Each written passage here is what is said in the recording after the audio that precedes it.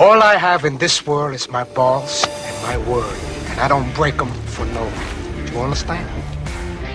Rightio legends, Chaos Chronicles, and we are back again. Here we go with another video. So today I thought we'd answer another question. Yeah, before I get into that question, guys, I don't know if any of you guys realized I dropped a sneak peek for my very first interview, which is with a currently serving prisoner from America. So he's serving 20 years in America. I'm going to chuck that video in here quickly. If you can have a check that out, and then we'll get back into the question. Rightio legends, Chaos Chronicles. So we're back again. And so, as promised, I have promised you guys something spectacular. And so that is what I am about to show you guys. So, as I said, I would be introducing our first interviewee, which today we will be doing. So, our first interviewee's name is Michael, and he is from Idaho, and he is currently serving 20 years in prison. And so Michael, take it away. Introduce yourself, brother. Greetings to the outside world. My name is Michael Hamilton, 28 years old. I'm located here in Idaho. Um, right now I'm located at Idaho State Correctional Center, also known as Gladiator School. 2021, I was charged with first-degree attempted murder on law enforcement, aiding and abetting an armed robbery, and felony high-speed chase. I was given 20 years. Right now I've been down about 5. Still got quite a bit to go. All right. So the question is, yo, Biff, sorry I haven't got back to you, bro. I still have got no computer. I got a question, G. How come one screw come to the cell in Matilda East when I had a blue with my Sally around 1 a.m.? Do the screws listen to the intercoms? The screw came within 2 minutes. Fight was pretty much over, and he was watching through the trap whilst I was holding old mate down on the toilet and giving him uppercuts. Neither me or him had pressed the buzzer though. All right, so we will get into that. But before we get into it, if you guys haven't already subscribed to my channel, I am the Chaos Chronicles. We talk about everything crime, true crime, Australian prison, and they're alike. And if you guys haven't already subscribed, jump in there, shoot me a subscription. That'd be absolutely awesome. And if you hit that bell, you'll never miss any of my clips again. And all right, well, let's get into it. So I guess, straight up, I think if anyone believes for 1 second that the screws aren't listened to them via the intercoms when they are like, in their cells, and it doesn't matter whether you press the buttons or not. So I've made videos on this before. So MRC is the most wide for sound prison there is. Like they spent something like $86 million just on security at MRC, right? Now, I don't think that's the most security prison there is. I'm sure the new one in Lara is better than that again. But absolutely, like I know of times, like say for instance, like when I was working at MRC, I was working in the kitchen, right?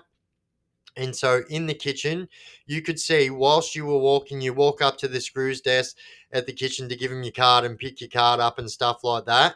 And you could see this thing at the back of the wall that said prisoner voice recording and then prisoner voice like smoko room.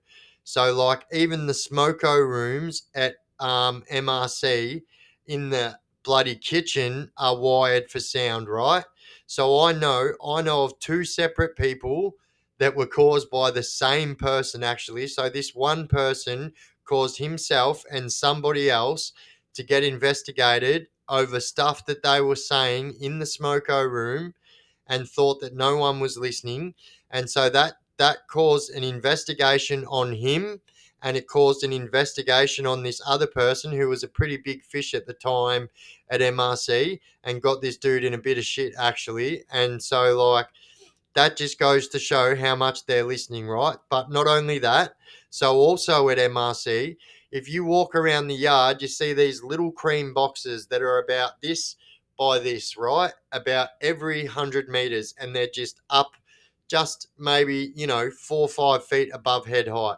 So every single one of those is a microphone, right? So every single one of those is a microphone.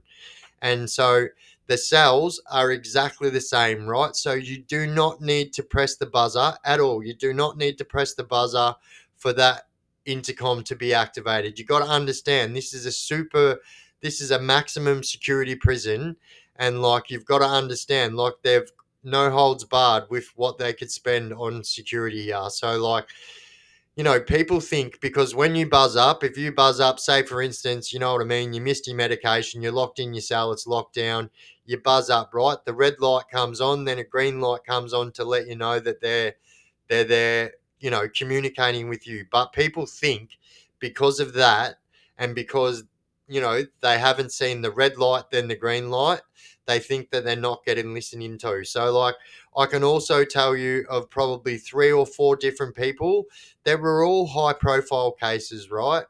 That were caught talking about stuff in their cells, especially at MRC, right?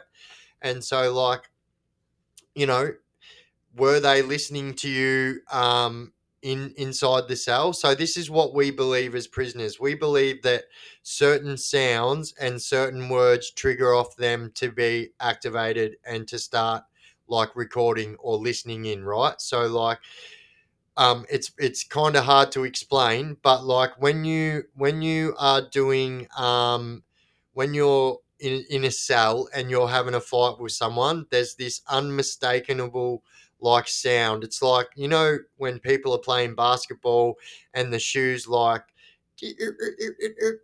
there's that sound, and when you hear that sound that there is a fight, right? So we all think that those kind of sounds trigger off the recording, and we also think that certain words, you know what I mean? If you were to say words like, you know, like gun or bomb or something like that, those words, or talk about, mention drugs or something like that, we believe that those are what trigger off these things. So, like, you said you were having a fight with your cellmate, you were getting into it for about, 10 minutes, 2 minutes, and then the screw was there looking through the trap, you know what I mean? So, I think that's just proof in the pudding. Like, yeah, like I said, I know of so many people that are, regretting about talking about things in the cell, right? So I know one of my good mates, I'm not going to say his name, but like I'm just going to say they call him the Kinky Killer, right? So if you Google that, you'll find out who it is. But like him and another person that was on trial for murder, I'm not going to give you his details because it's irrelevant, but like him and this person were talking about each other's like murder cases, right?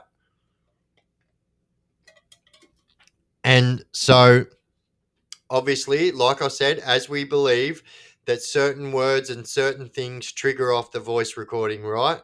So these people, both of them, respect to you both. I love your brother, but like, we've spoke about this. It was silly talking about crimes, that you like are still going to court for while you were still going to court for them, and look, it got you and old mate, re-examined, and like the conversation that you had in that cell, almost put the nails in the coffin for your sentence. You know what I mean? And I could literally sit here and talk about 4 or 5 others that were caught talking in the cell about stuff that they shouldn't have. You know what I mean?